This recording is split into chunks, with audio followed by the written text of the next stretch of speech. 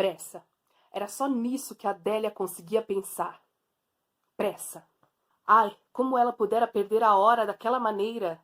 Por que não prestou atenção às previsões do dia? Complicava-se com as modernidades eletrônicas daquele carrão, nome japonês ou coreano, que ela não conseguia pronunciar direito, fazendo-o rugir como jamais ouvira acontecer sob o comando de algum de seus 3 motoristas que alternavam para servi-la a qualquer hora do dia ou da noite.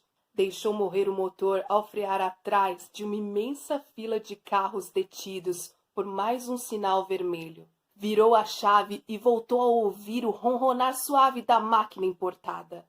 Fazia calor, uma noite abafada e poluída, mas Adélia não havia conseguido lidar com o ar-condicionado. Aquela geringonça não saía do quente e ela já havia desistido de apertar-lhe as teclas. O carro era comandado por computador, mas o que Adélia não conseguia era comandar o maldito computador. Pelo menos acionar o vidro eletrônico tinha sido possível, mas de fora só vinha o bafo da noite da metrópole concretada e asfaltada. Ah, se arrependimento matasse! Adélia cairia dura ali mesmo, dentro do carro. Ele, capricorniano de A a Z, é claro que era bom de cama, mas ir ao motel com aquele garotão no fim de um dia em que Marte estava oposto a Vênus, bom, para ela tinha sido um erro fatal. Fora, uma sombra miúda, algo suja e sem cor, surgida ao lado de sua janela. E Adélia ouviu uma vozinha, certamente feminina, provavelmente abaixo dos 6 anos, se ela tivesse se preocupado em calcular, que lhe estendia a pequenina mão. Tia, dá um trocado. Automaticamente, Adélia travou as portas e premiu o botão de vidro elétrico, elevando uma barreira de vidro à prova de balas e isolando-se do olhar pálido da pequena mendiga. Amarelo, verde afinal. Mas o trânsito estrangulado não se moveu. Um coro de buzinas ergueu-se, como se barulhos histéricos fossem algum tipo de abre-te sésamo, que efetivamente pudesse descerrar uma passagem milagrosa no meio da blindagem de aço e plástico que cobria o asfalto. Buzinou também, juntando-se à irritação dos congestionados como ela. A noite era sem céu, como são as noites metropolitanas, mas fericamente transformada em dia pela profusão dos painéis de propaganda que multiplicavam a já estupenda iluminação pública destinada às avenidas que levavam aos bairros murados da ponta da pirâmide social onde confortavelmente encarapitava-se a emergente Adélia. Sua vida transcorria como a realização de seus desejos mais ambiciosos. O marido rico, além dos sonhos, a segurança absoluta a cargo de musculosos guarda-costas, a criadagem numerosa, na bolsa de couro italiana todos os cartões de crédito sem limite de gastos, o casarão no bairro mais sofisticado, a piscina, a sauna exclusiva, as viagens por todo o mundo, os mais famosos hotéis nas suítes reservadas à aristocracia, o cofre recheado de joias dignas do colo moreno das preferidas dos marajás do petróleo. Tudo, conquistara tudo aquilo, com um sorriso escandinavo, um par de longas pernas e um corpo sempre mantido em perfeitas condições para satisfazer a luxúria do marido? Não. Adélia sabia que comparecer a recepções cobertas de diamantes, ouro e esmeraldas, e vestindo a grifes mais famosas da Europa, era o modo de o marido exibir o próprio sucesso. A ela cabia apenas exibir-se como uma vitrine de uma riqueza conquistada com impiedade e falta de escrúpulos, de modo a provocar inveja e admiração em pessoas cuja impiedade e falta de escrúpulos não alcançavam a eficiência do marido. O príncipe provedor do seu conforto já se contentara com os 2 herdeiros de praxe, nada mais pedia de seu corpo e há tempos Adélia recorria aos serviços dos plebeus. Obter esses serviços naturalmente não era problema. A dificuldade era conseguir sair sem motorista e sem o par de guarda-costas. O marido pagava sólidos salários a meia dúzia de brutamontes para que não a largassem dia e noite, fora da mansão murada. Não que especialmente estivesse preocupado com a segurança da esposa. O que ele não poderia admitir era ter seu nome alardeado em manchetes e ver-se obrigada a pagar alguma alta soma no caso de um muito provável sequestro da esposa. Assim, Adélia tinha de pagar adicionalmente as seguranças para que em determinados dias ela pudesse sair sozinha, pilotando o carrão oriental rumo a sempre diferentes e distantes motéis. Afinal, não era exatamente assim que agiam suas amigas, as esposas dos milionários que compunham a roda social do casal? Tudo ia bem até aquele dia, quando Adélia adormeceu nos braços do garotão que há meses mostrava-se satisfeito com os presentes e cheques de Adélia e a eles retribuía com competência. Em matinês furtivas, quando Adélia podia despir-se de grifes, de joias e de aparências. Mas o desgraçado era de Capricórnio. De Capricórnio! E a aventura vespertina resultara naquela noite sem céu, que encobria Vênus numa conjunção astral que, obviamente, negava a possibilidade de uma conjunção carnal com Marte. Dentro do carro trancado, o calor começava a abafar. Fora, ainda dava para ouvir a vozinha miúda vinda do estranho olhar da menininha. Tia, tão trocado! O trânsito moveu-se por fim, e o carrão deslocou-se junto, como a mais rica das vértebras da serpente infinita. Ordenadamente enfeitada por lâmpadas vermelhas, uma serpente metálica de quem ninguém poderia determinar onde estava a cabeça e onde terminava o rabo. Uma gota de suor brotou-lhe da testa e Adélia tocou o botão do vidro elétrico, abrindo a janela para diminuir o calor. Estava sem maquiagem e mal conseguira pentear-se ao acordar no motel. Por que tinha pegado no sono? Como pôde permitir-se pegar no sono? Acordara sobressaltada, vestira-se com a maior pressa e saíra da suíte, lá deixando o garoto adormecido, sem pensar como seria estranho o rapaz sair a pé do motel. O que ela pensava era chegar em casa antes do marido. Do contrário, como explicaria a saída sem motorista, sem seguranças? O que responderiam os empregados se o marido chegasse e tivesse a curiosidade de perguntar onde estava ela e por que tinha saído sozinha? Uma desculpa. Se chegasse depois do marido, Adélia tinha de inventar uma desculpa convincente para ter saído de casa sozinha. Era essa sua ideia fixa enquanto tentava livrar-se do congestionamento. Mais uma vez, o trânsito travou no sinal vermelho. A seu lado, uma voz fina. Tia, tão trocado!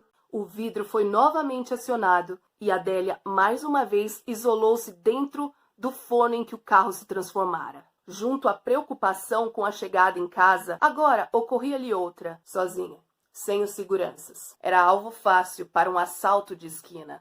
Não era isso que ocorria a toda hora na grande cidade? Não fora isso que contara aquele famoso cirurgião plástico numa roda de champanhe em uma vernissage, relatando a reconstrução que realizara no rosto da esposa de um banqueiro, dilacerado por um caco de vidro manejado por um pivete? Ela precisava tomar cuidado. Acelerar no rumo de casa, mas o trânsito era o principal aliado dos ladrões de sinal. Se pelo menos ela tivesse saído com alguém de touro. É claro que tudo haveria de dar certo. Adélia não teria pegado no sono e àquela hora já teria chegado em casa e provavelmente estaria se produzindo para sair de novo para algum programa, mas desta vez na companhia dos seguranças, para exibir-se e assegurar a tranquilidade do marido. Adélia não se dignara a olhar de lado para a pequena figura que lhe estendia a mão, mas teve a estranha impressão de que aquela menina era igual à anterior. Poderiam ser gêmeas, se Adélia não tivesse certeza de que todos os miseráveis se parecem. A vozinha repetia, abafada pelo vidro. Tia, tão trocado! Por que não havia nenhum policial por perto? O que fazia a polícia em vez de proteger os cidadãos da ameaça daqueles pequenos miseráveis? Em que o governo aplicava os impostos? Isso era realmente revoltante. Adélia prometeu a si mesma que falaria com a mulher do governador na próxima recepção em que encontrasse. Concluiu que, afinal de contas, sendo seu marido dos principais financiadores do partido do governo, qualquer que fosse ele, alguma compensação ela poderia exigir. O trânsito arrastou-se por mais um quarteirão, lento, como se a serpente de lata tivesse acabado de devorar um boi. Parou de novo. As mãos de Adélia crisparam-se no volante e seu pé direito fez roncar o motor. Tia, tão trocado! Desta vez, Adélia desviou o olhar para a esquerda e teve certeza. de que era a mesma menina que lhe dirigia o estranho olhar e estendia a mão, à espera de trocado. Como seria isso possível? Bom, talvez com a lentidão do trânsito desse tempo para a menina percorrer o quarteirão a pé e reencontrar seu carro na próxima esquina. Mas por quê? Por que a menina faria isso? O coração disparou-lhe no peito enquanto a mão apertava a buzina loucamente. O que estava acontecendo? Por que a menina maltrapilha haveria de correr pela calçada, alcançando seu carro a cada sinal vermelho? O que ela pretendia? Num repente entendeu tudo. Os bandidos usavam crianças para abrir o caminho. Atrás da menina frágil, na certa, um grupo de selvagens haveria de atirar-se sobre ela, sem ligar para a multidão de carros que o cercava. Pois ninguém socorre ninguém nas grandes metrópoles. No meio do congestionamento, Adélia estava só, indefesa, à disposição dos criminosos. Um alívio. O trânsito recomeçava a mover-se, e Adélia conseguiu mudar de faixa. Abriu o vidro e pôs a cabeça de fora, pronta a pedir socorro ao motorista do carro ao lado. Mas nem chegou a pronunciar uma sílaba, pois o vizinho de congestionamento simplesmente fez subir o vidro e fixou o olhar à frente como se ela não existisse. Felizmente, o trânsito agora fluía um pouco melhor, e seu carro pôde percorrer uma boa distância, a média velocidade. Pronto, daquela armadilha ele estava livre. Seria impossível a menininha e os seus comparsas seguirem-na a pé. Mais aliviada, por via das dúvidas, Adélia tratou de tirar os anéis que lhe adornavam os dedos, o bracelete e o colar de ouro maciço. Jogou-os sobre o tapete do chão do carro e, com o salto do sapato, procurou empurrar as joias para debaixo do banco. Mais uma vez, o trânsito se estrangulava e seu carro foi detido frente a um sinal vermelho. Ao lado de Adélia vinha a voz fina como o acorde de si de um violino. Tia, tão trocado! O ar faltou aos pulmões de Adélia. Era a mesma menina. Impossível. Ora, isso não tinha nenhum cabimento. Na certa, era seu nervosismo que a fazia ver o mesmo rosto em todos os mendiguinhos que perturbavam os motoristas a cada esquina. Tia, tão trocado! Mas o rosto, o olhar estranho... Ora, não poderia ser só sua impressão. Estaria Adélia enlouquecendo? O trânsito andou mais uma vez. E Adélia sacudiu a cabeça, espantando a impressão louca, certamente produto de sua ansiedade. Do medo de chegar em casa e encontrar o marido antes de poder inventar uma desculpa cabível para a ocasião. Enquanto dirigia, trancada no forro do carro blindado, procurava concentrar-se na criação da desculpa. Um divórcio estava fora de cogitação. A vida boa que ela tanto se esforçara por conquistar não poderia chegar ao fim só por causa de uma tarde de motel comprida demais, com o parceiro certo num dia errado. O que ela diria? O que ela... Tia, tão trocado! Parada ao lado do carro, olhos parados numa contemplação inexpressiva. A menina estendia a mãozinha. Os olhos de Adélia esbugalharam-se também. A menina era a mesma, a mesmíssima. Ela tinha certeza. O que significa aquilo? Em pânico, acelerou e tentou levar o carro para cima da calçada, abrindo caminho para fugir à alucinação. Mas aquela seria uma manobra impossível. Ao lado da porta, do outro lado do vidro blindado, a menina continuava a estender-lhe a mão. Tia, tão trocado! Trancada, Adélia gritou. Gritou com todas as forças de seus pulmões. Alguém que a socorresse, que a livrasse do pavor daquele momento, alguém que... Um milagre. Como se seu grito fosse uma ordem, o trânsito desimpediu-se no mesmo instante e a avenida larga abriu-se frente a ela. E Adélia pisou fundo, roncando o motor e arrancando com desespero. O milagre continuava. A avenida estava vazia, desimpedida, sem nem sombra de um carro sequer, sem nenhum pedestre nas calçadas. Terceira, quarta, quinta marcha. E Adélia pôde ganhar uma distância mais do que confortável do que agora era um verdadeiro pesadelo. Respirou fundo, procurando controlar-se, e diminuiu a aceleração até atingir uma velocidade mais razoável. Sentia-se um pouco mais aliviada quando se deteve frente ao próximo sinal vermelho. Ninguém, nenhuma pessoa, nenhum carro à sua volta, exceto uma menininha. E um olhar estranho, uma mãozinha estendida e um pedido. Tia, dá um trocado. O sinal virava para o amarelo e Adélia arrancou, desesperada, transtornada, sem pensar. Conseguiu cobrir mais de 500 metros e só reduziu a marcha 3 quarteirões depois em mais um sinal vermelho. E lá estava a menina. E lá estava o pedido. Tia, dá um trocado. Adélia acelerava, corria, virava ora à esquerda, ora à direita, mas a cada volta, a cada esquina, encontrava sempre a mesma menina. O mesmo olhar estranho, a mesma mãozinha e a mesma voz. Tia, dá um trocado. Adélia suava em bicas. As mãos deslizavam molhadas pelo volante e ela chorava em puro desespero. Repentinamente, o carro dirigido por Adélia desembocou na avenida, mas uma avenida absolutamente deserta, fantasmagoricamente vazia, infernalmente iluminada. Ao lado, a voz da menina. Tia, dá um trocado. Tia, tia, trocado. Tia, dá.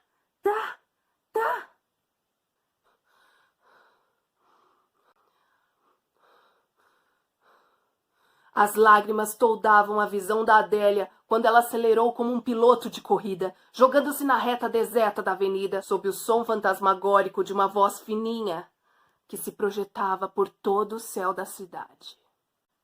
Tia, trocado, troco, dá, tia, tia! O carro quase se descolou do chão e atirou-se como um mergulhador na direção de uma imensa coluna vermelha de concreto. O primeiro policial que chegou à montanha de ferro retorcido em que se transformara o carro importado afastou de mau humor uma menina maltrapilha e suja parada ao lado da janela do carro, de onde um rio de sangue escorria grosso para o asfalto. Um ruído metálico ressoou no asfalto. A menina abaixou-se e recolheu a moedinha que deixara cair ao ser sacudida pelo policial. Em seu rostinho inocente parava um sorriso perfeitamente satisfeito. No céu, uma brecha da poluição permitia distinguir palidamente o planeta Vênus, mas Marte não era visível a olho nu.